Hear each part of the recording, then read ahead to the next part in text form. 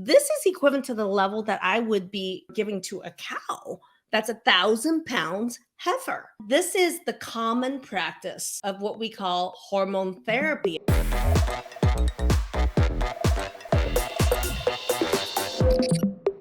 In the live workshop I did, I shared an actual result of someone who had a hysterectomy and was taking hormones, was told her hormones was fine.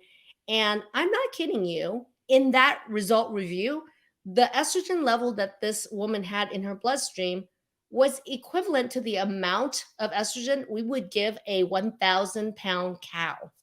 Wow. That's scary. I mean, that's scary. And then are they No.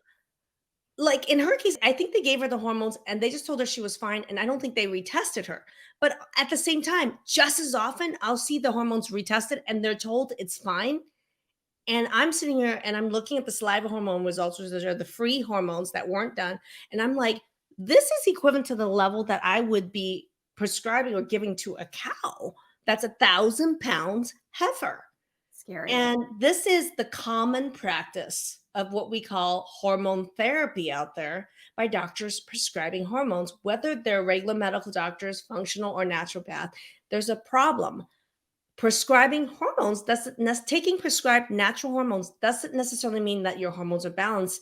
And in fact, sometimes the sickest people I see are the ones that are taking hormones and being told it's fine, and it's a good dose, right? Well, okay, and when you're talking about stuff like that, we do have a question about taking progesterone yam cream. Yeah. And Tammy wants to know, will something like that help? She's menopausal. Yeah.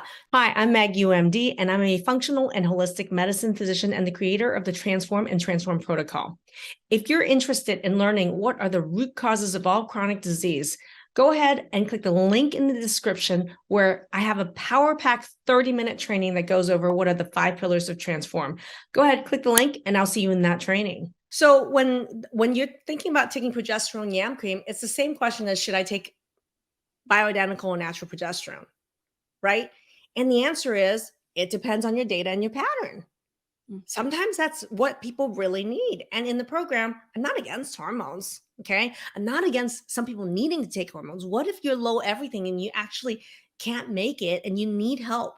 Yeah, some people really do need it, but you can't and you shouldn't ask someone, is progesterone cream just good for me? Should I take it?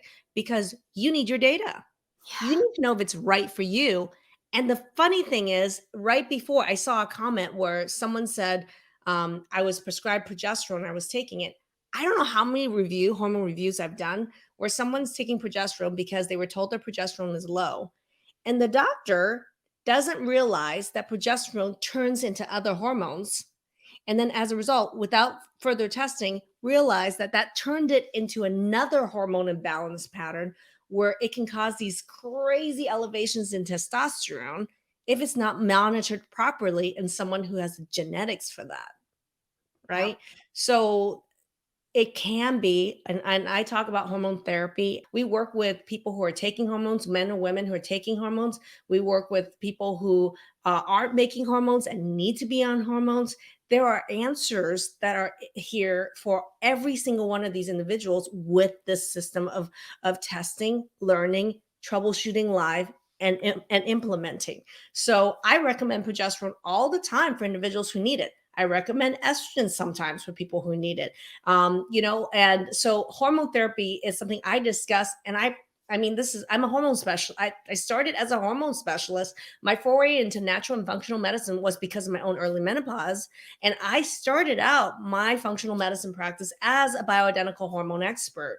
So that's my first love, first foray. And this is why I have had so many years of experience doing that. So I've prescribed every single one of these hormones that you're talking about. And some people really need it and some people really don't. And some people are really over prescribed hormones that really don't need it, and really just need some balancing with it. And that can be done as well. Yeah.